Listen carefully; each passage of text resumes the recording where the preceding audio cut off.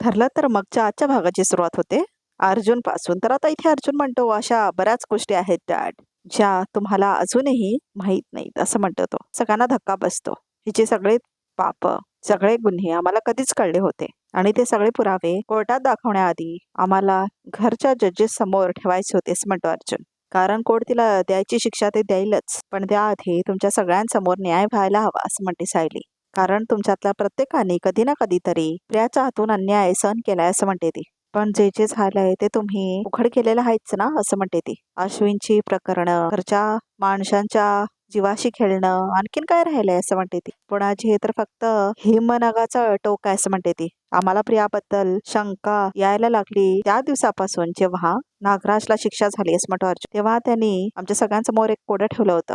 तर आता तो सांगतो फ्लॅशबॅक मधून. तर आता नागराज म्हटलेलं असतो ना, तुमच्या डोळ्यासमोर एक सत्य आहे जे तुमचं प्रिय घर पोकरतंय, असं म्हटलेलं असतो ना नागराज. ते फ्लॅशबॅक मधलं त्याला सगळं आठवतं आणि तो सांगतो, आणि मी आता ते सत्य सांगणार नाही, मी वाट बघणार तो खेळ रंगण्याची आणि तुमचं घर बिघडण्याची सुद्धा, असं म्हणतो आता इथे नागराज. तुमचं आयुष्य म्हणजे ना एक मायासभा आहे. मायसूर नावाच्या राक्षसाने पांडवांसाठी मायसभा उभारली होती ना, तीच, असं म्हणतो आता नागराज. स्वतःला खूप हुशार समजतो असणार आहे तू अर्जुन, असं म्हणतो नागराज. मग तुझ्या यशातल्या ह्या मायासभेतल्या जगातून बाहेर पडूनच दाखव.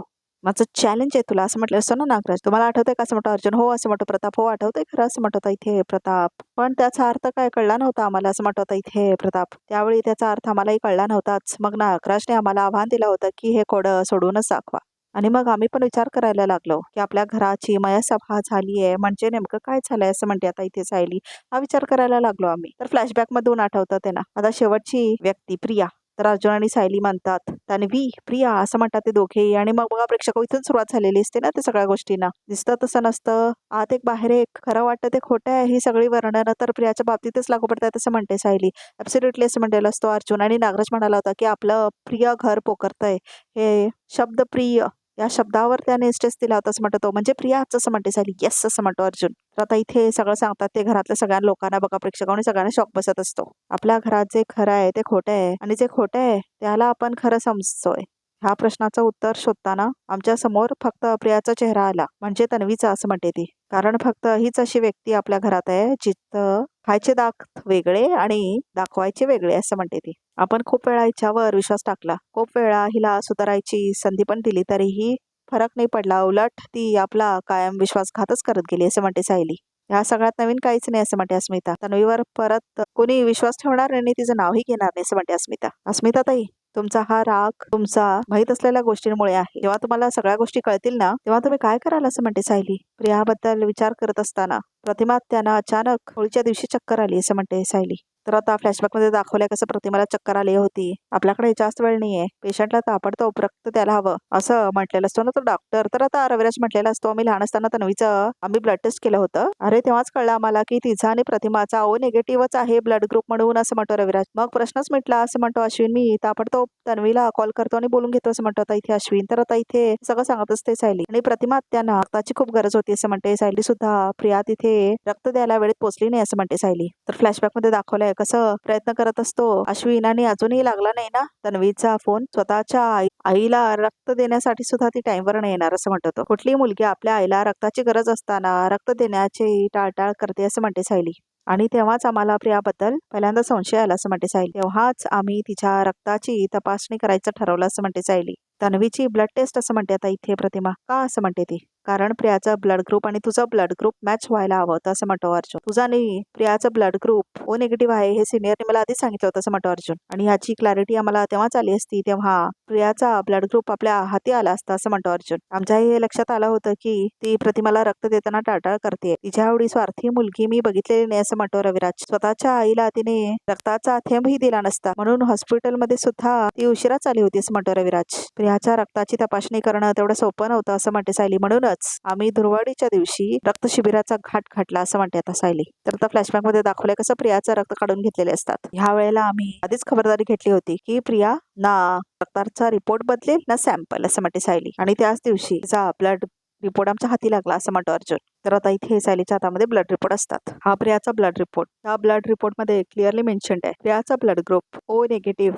नाहीये असं म्हणतो अर्जुन. आणि सगळेजण रिपोर्ट्स बघत असतात बघा प्रेक्षक हो. ए बी पॉझिटिव्ह आहे तिचं ब्लड ग्रुप असं म्हणतो आता इथे अर्जुन. तर आता इथे धक्का बसतो सगळ्यांनाच, अश्विनला तर खूप जास्त. नाही पण हे कसं शक्य असं म्हणतो रविराज. रविचांनी प्रतिमाचं ब्लड ग्रुप ओ निगेटिव्हच आहे, मला चांगलं माहिती आहे असं म्हणतो रविराज. तर आता प्रियाला घाबरलेलं दाखवले. तिचा ब्लड ग्रुप एबी पॉझिटिव्ह कसा असू शकेल असं म्हणतो रविराज. हाच प्रश्न आम्हाला पण पडला होता रविराज काका असं म्हणते सायली. आणि मग आम्हाला शंका यायला लागली की खरंच प्रिया तन्वी आहे काय असं म्हणते ती. अरे पण मागची 3 वर्ष आपल्याला माहितीये की तन्वी आहे, ती परत आली. त्याच्यात आधी आम्ही तिचा DNA बघितलं तसं म्हणतो तो. बरं झालं बाबा तुम्हीच हे बोलला तसं म्हणते प्रिया. मी तर यांना सांगून सांगून दमले आता असं म्हणते प्रिया. पण अर्जुन सायलीने तर ठरवलंच आहे ना मला खोटं पाडायचं, म्हणून तर हा असा खोटा रिपोर्ट आणलाय त्याने असं म्हणते आता इथे प्रिया. तू जरा थांब असं म्हणतो रविराज. तुझ्याशी इथे कोणी बोलत नाही असं म्हणतो तो. आणि तू काही न बोललीस तरच बरं आहे असं म्हणतो आता इथे रविराज. आम्हाला माहित होतं की तुम्ही सगळे तपासण्या केल्यात रविराज काका, म्हणूनच आम्हालाही प्रश्न पडला होता. पण कुठली गोष्ट तुम्हा सगळ्यांपर्यंत आणायच्या आधी आणि निष्कर्षांना इथपर्यंत आणण्याच्या आधी सगळ्या गोष्टींवर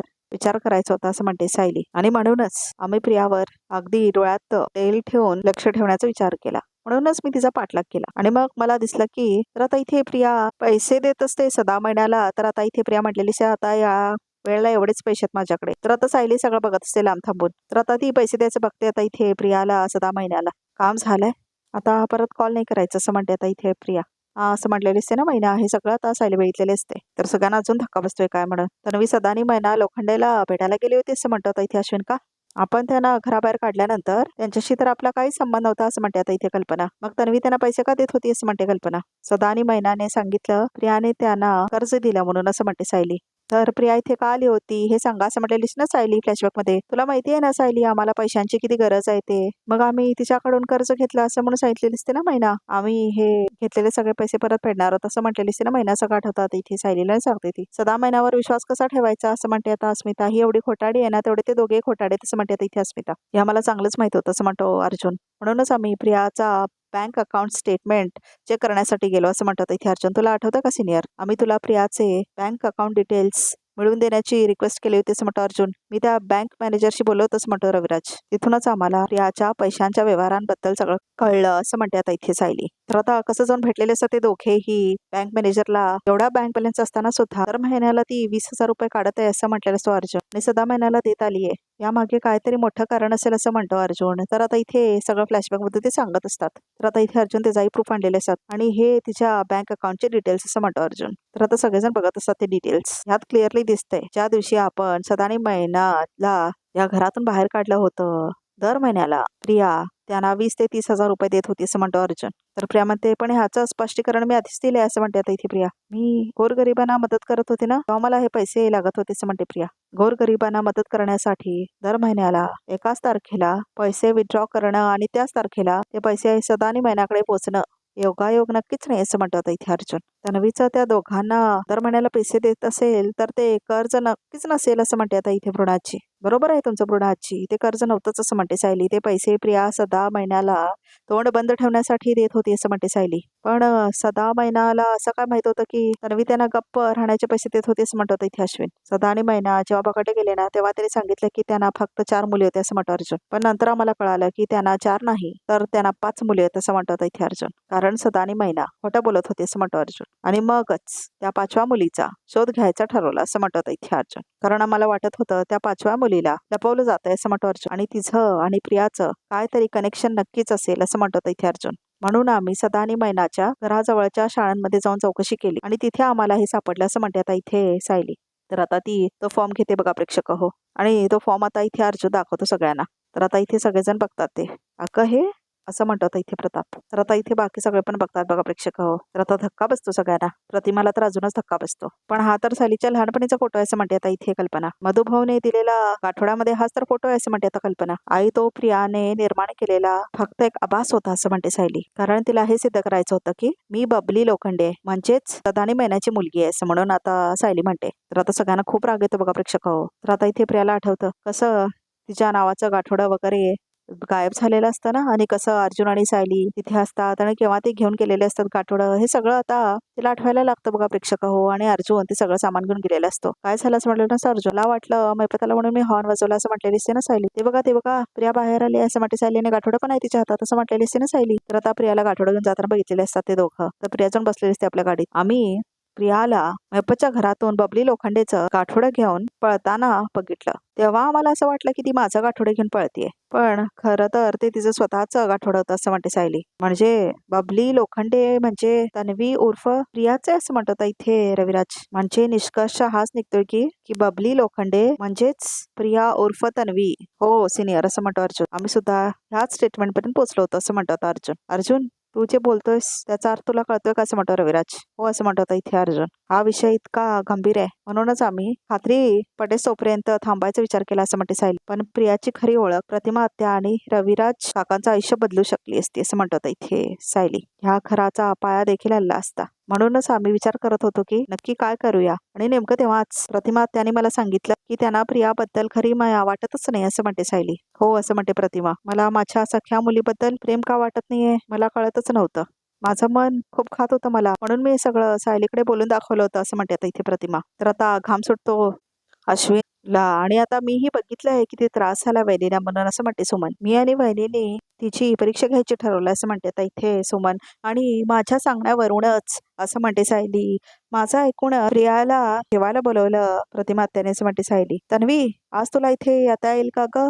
जेवायलाच ये असं म्हटलेलीस ना प्रतिमा आणि जेवण करून दिलेली असते. हा सगळा मेनू तू ठरवलाय साई असं म्हटलेलीस ना प्रिया. हो असं म्हटलीस प्रतिमा. का ग? हे रोज आमच्या इकडे पण असतं ना असं म्हणते प्रिया. तेच बोरिंग पोळी भाजी वरण भात काय ते सगळं मला बनवायला लागतं असं म्हणते प्रिया. तू लहान असताना मी तुझी केसांना तेल लावायची ना तन्वी, तेव्हा तू दिवसभरातलं घडलेलं सगळं मला येऊन सांगायचीस. किती बोलू आणि किती नको असं वाटायचं तुला. हो तेव्हा होत होतं, पण आता मला काही बोलला बोर होतं असं म्हणत होता प्रिया.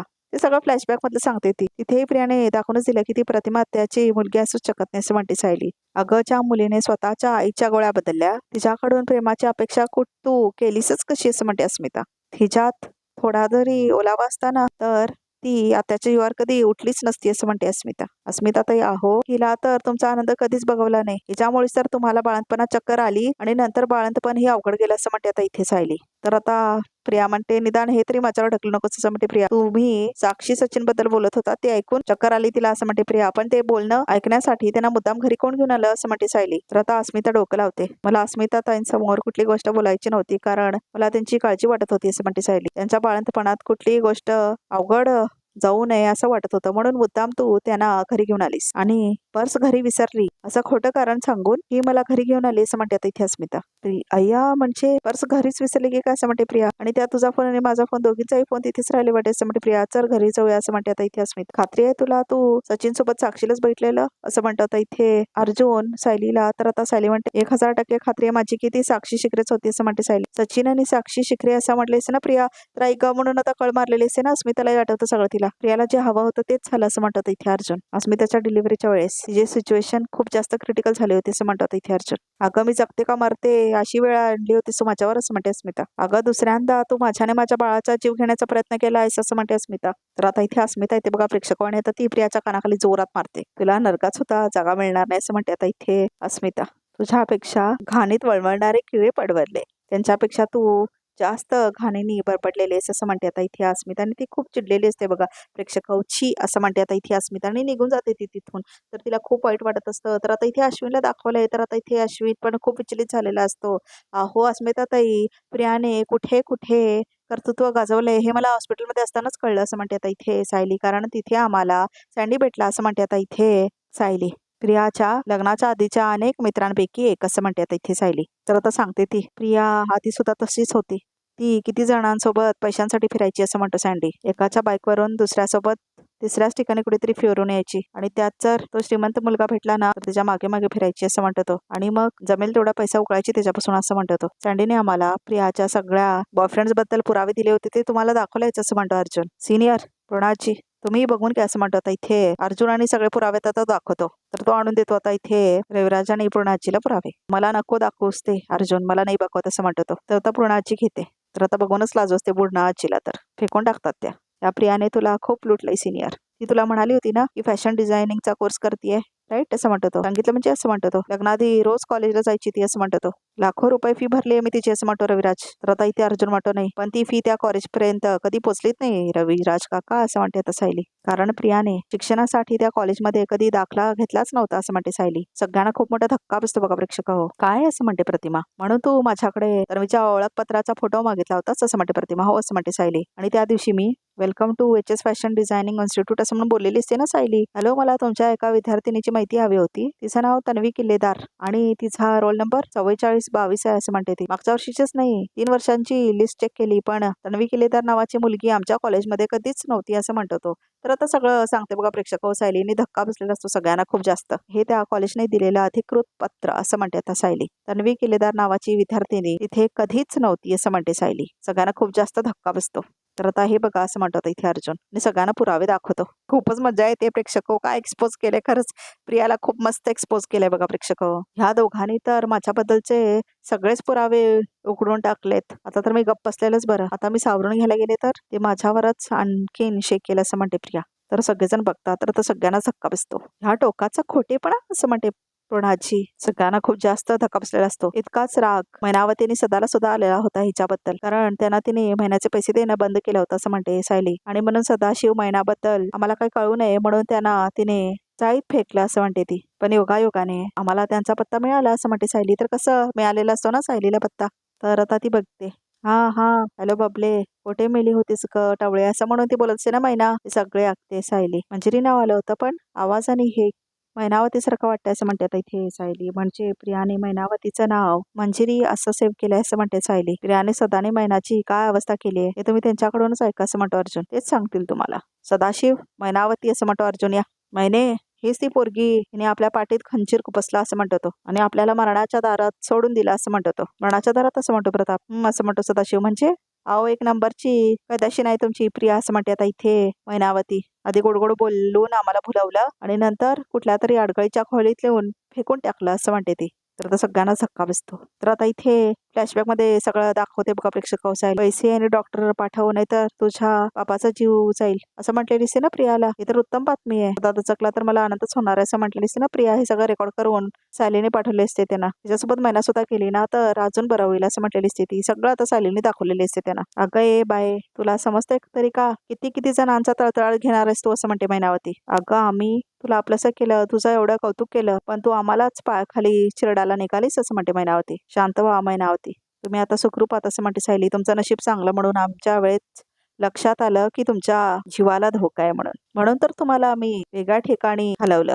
त्यापासून फक्त सदानी महिन्याला धोका नव्हता, शांता मावशीलाही धोका होता असं म्हणतो अर्जुन. त्या प्रियाने संतोषला शांता मावशीवर लक्ष ठेवायला पाठवलं होतं असं म्हणत होता अर्जुन. शांता मावशीला तिचा नवरा खूप मारायचा आणि म्हणून मी त्यांना दुसऱ्या घरात शिफ्ट केलं होतं. कोर्टात मी जे सांगितलं होतं ते खोटं होतं असं म्हणतो अर्जुन. त्यांना शिफ्ट करायचं खरं कारण होतं प्रिया असं म्हणत होता इथे अर्जुन. शांता म्हणजे जिचा मृतदेह तुझ्या गाडी सापडला ती ना असं म्हणते आता इथे पूर्णाची. आता तिचा आणि तन्वीचा काय संबंध असं म्हणतात पूर्णाची. त्यांची आणि प्रियाची ओळख 22 ते 23 वर्षांपूर्वीच झाली होती असं म्हणतो अर्जुन. शांता मावशीनेच आम्हाला वंदना जाधव बद्दल सांगितलं होतं असं म्हणतो इथे अर्जुन. प्रिया, वंदना जाधव नाव आठवतं असं म्हणतो. कोण कोण कोण वंदना जाधव असं म्हणते प्रिया. जिचं तू खूप मोठं नुकसान केलंयस असं म्हणतो इथे अर्जुन. आणि तिचा आजही तुझ्यावर तितकाच राग असं म्हणतो इथे अर्जुन. तर शांता मावशीने आम्हाला इम्पॉर्टंट इन्फॉर्मेशन दिली, त्यानंतर आम्ही लगेच वंदना जाधवला शोधायला लागलो असं म्हणतो अर्जुन. तर आता फ्लॅशबॅक मध्ये दाखवले तुम्हाला पाहिजे ती फाईल आम्हाला सापडली आहे असं म्हटलं असतो हवालदार. तर आता वंदना जाधवचे फोन नंबर दिलेला असतो अर्जुनला. मला तुमच्याशी लोखंडे बद्दल बोलायचं आहे जरा असं म्हटलं ना सायली. ठीक आहे, मला तुम्ही लवकरात लवकर भेटा. बबली बद्दल जे काय मला माहिती आहे ते सगळं मी तुम्हाला आनंदाने सांगेन असं म्हटलेली असते ना ती बाई. ते सगळं सांगतात ते आता इथे बघा प्रेक्षक हो सगळ्यांना, म्हणजे घरातल्या मंडळींना, सुभेदार मंडळींना. तर अर्जुन म्हणतो वंदनाताई असं म्हणतो तो. वंदनाताई आत या असं म्हणून ओरडतो तो. तर आता इथे वंदना जाधव आलेली असते बघा प्रेक्षक हो. तर ती येते आणि आता इथे प्रियाकडे जाते आणि प्रियाच्या कानाखाली जोरात मारते ती बाई. तर आता इथे खूप चिडलेलं दाखवले त्या बाईला. याला काय अर्थ आहे का असं म्हणते प्रिया. रस्त्यावरची कुठली बाई येते आणि मला कानाखाली मारते, कोण आहे ही बाई असं म्हणते प्रिया. मी सोहम जाधवची आई असं म्हणते ती बाई. तोच सोहम जाधव ज्याला तू लहानपणी आयुष्यभरासाठी पांगळ केलंस असं म्हणते ती बाई. अच्छा बघ इथे समजून बघत रे काम ते काय ते. ही बाई कुणाला काय वाटतंय ते बोलते असं म्हणते आता इथे प्रिया. तर आता सायली म्हणते हा जे काय बोलताय ना त्याचा पुरावा आहे ज्या डावा खांद्यावर असलेली भाजलेली चिन्ह असं म्हणते सायली. आणि त्या दिवशी ती खूण बघून आमची खात्री पटली की आपल्या सगळ्यांच्या आयुष्यात प्रिया म्हणून आलेली ही मुलगी आपल्या घरामध्ये तन्वी सुभेदार म्हणून राहणारी मुलगी. खरं तर सदाशिव आणि मैना लोखंडेच्या घरात जन्माला आलेली बबली लोखंडे आहे म्हणून असं म्हणतात इथे सायली. ते सगळ्यांना खूप मोठा धक्का बसलेला असतो बघा प्रेक्षक हो, सुभेदार मंडळींना आणि किल्लेदार मंडळींना तर खूप मोठा धक्का बसलेला असतो ते सगळ्यांना. तर बघा प्रेक्षक रिकॅप सुद्धा इथे समजा आमच्या चॅनलला नक्की सबस्क्राईब करा.